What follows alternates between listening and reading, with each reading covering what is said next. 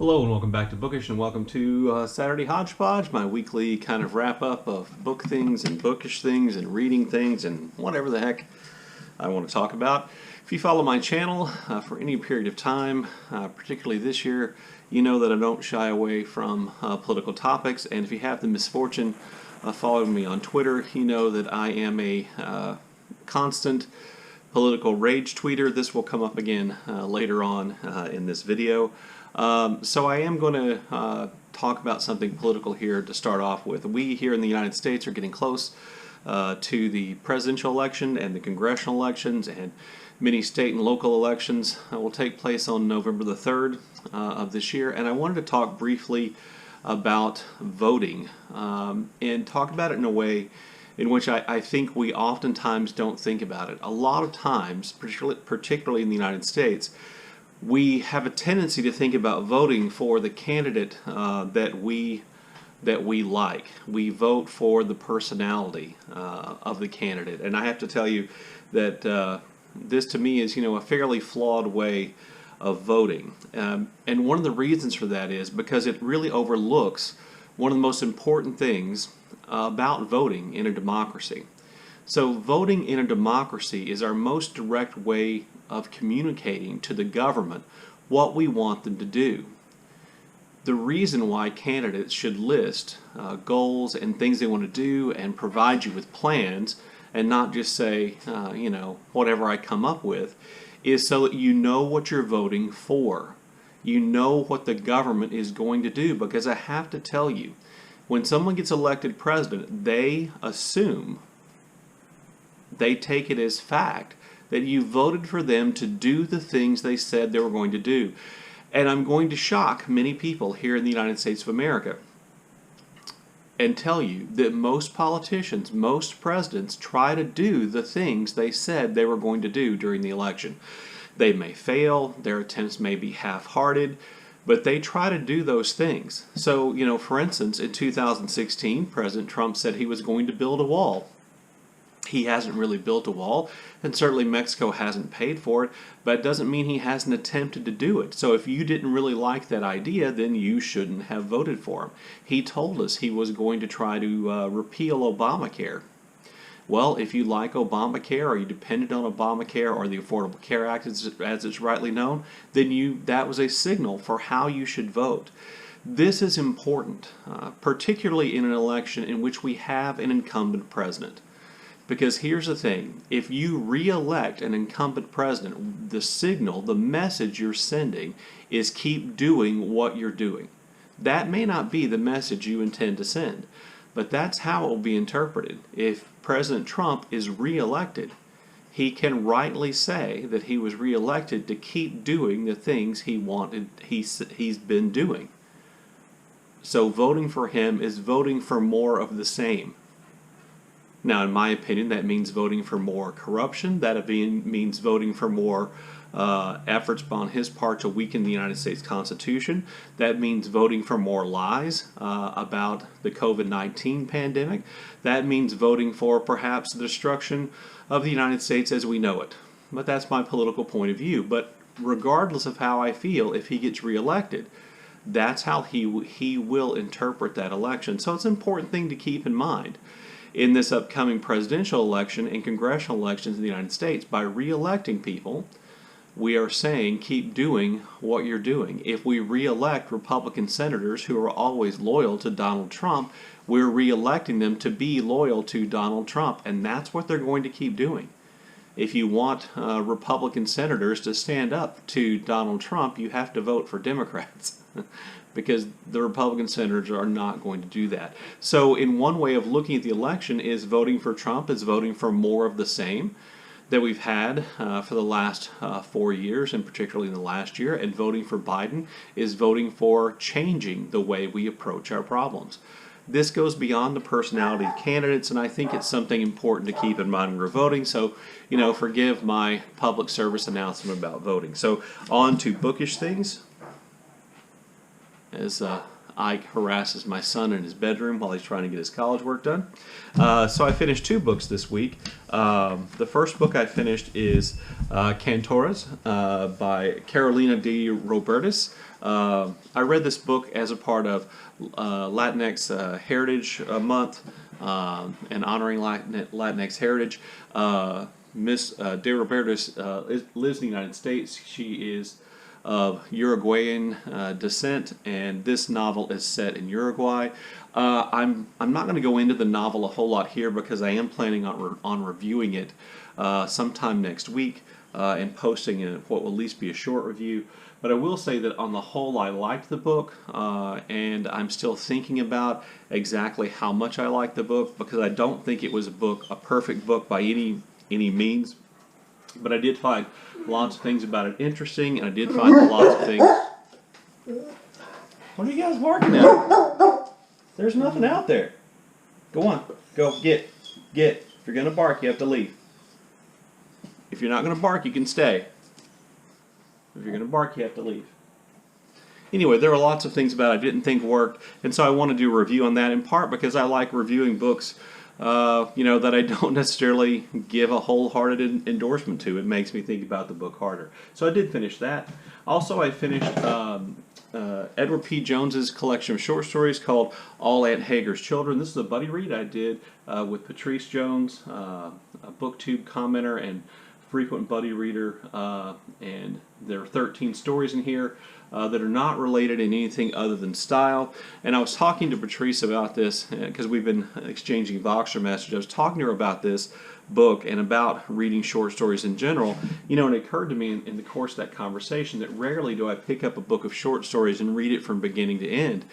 And that when I do, I oftentimes find that I don't rate the book very highly. In part, this is because that thing you hear people say all the time about short story collections is that some of the short stories are really good and some of the short stories they find to not be so good. But in addition to that, you also then kind of catch on to the author's style and how an author constructs their short stories. And there can be some repetitiveness to that. Now, to me, the absolute best short story writers, William Trevor, avoid that, but Jones doesn't. So I found some of these stories to be quite good and some of the stories to be mediocre, and I did find myself at times kind of wearying of Jones's style of constructing and writing his stories. I like the stories more than Patrice did, but we did finish that buddy read this week, and it was great getting to do a buddy read with Patrice. She's a great buddy reader. Also, we are getting near the end of September, and I have 1 buddy read and 2 group reads going. So the buddy read is a buddy read I'm doing with Alan from Big Hearts Books and Classics, and that is of Harry Crews's novel Scar Lover. I have to tell you that I'm enjoying reading Scar Lover. Harry Crews is not an author I've ever read before, but Alan likes his work quite a bit, and I will say I think that Harry Crews has a distinctive style. It is an engaging style, it works, it's entertaining, and one of the things I'm liking best about this book is that it's always wrong-footing me. I always think I know where it's going, and then I end up not. In addition to that, there is a really dark sense of humor at work here, which appeals to me quite a bit. But I'm only about 2/3 or 2/5 of the way through. Should finish it up, and my schedule is to finish it up by the end of September. And I may review this later on, but I'll certainly talk about it in more length when I'm finished next Saturday. So I'm reading that with Alan from Big Hard Books and Classics. Also, I am a part of a group read on Voxer of Malcolm X's, of the autobiography of Malcolm X as told to Alex Haley. Our third section of about, I think we're reading about 60 pages at a time. Our third section will come up this Sunday. I'm enjoying that, and that group discussion has been incredibly good. And I'm at the point now where I'm actually more as interested in hearing people's comments as I am in what's actually in the book, because that discussion and commentary has been great.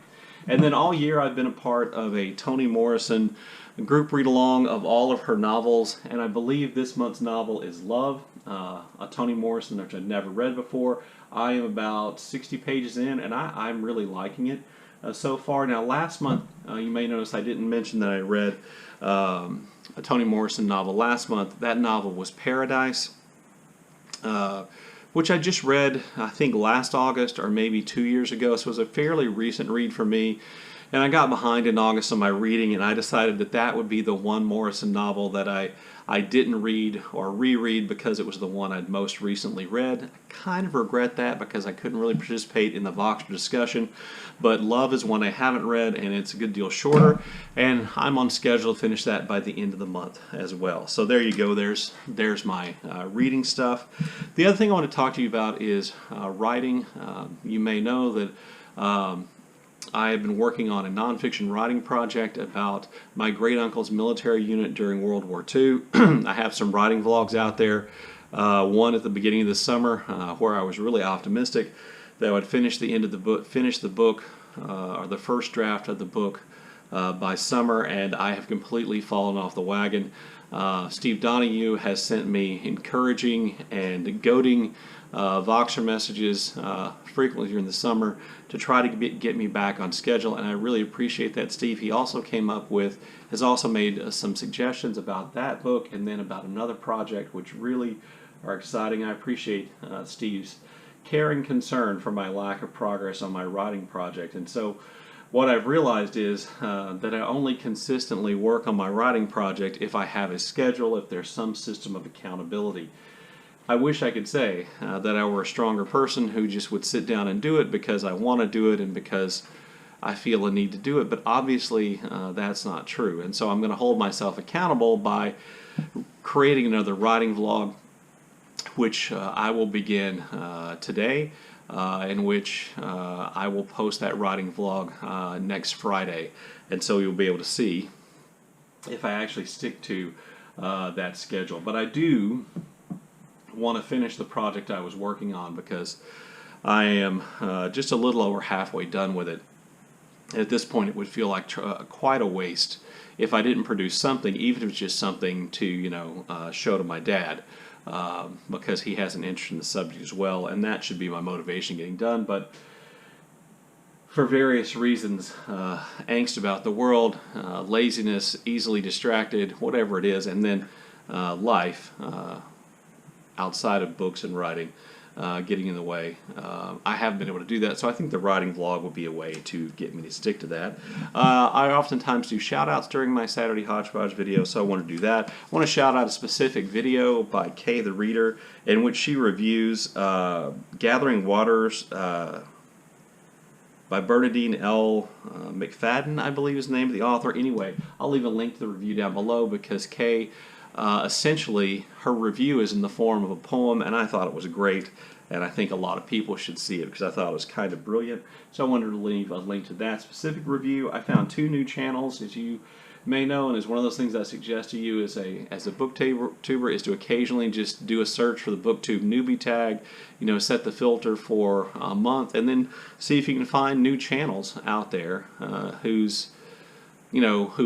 appear to be BookTube channels that you would like to watch. I found 2. The first is called The Overstuffed Shelf, and the creator there, her first name is Emma. She really is just getting started, but I like her enthusiasm. I don't always share the same interest in books, but she does read a lot of nonfiction that I'm interested in.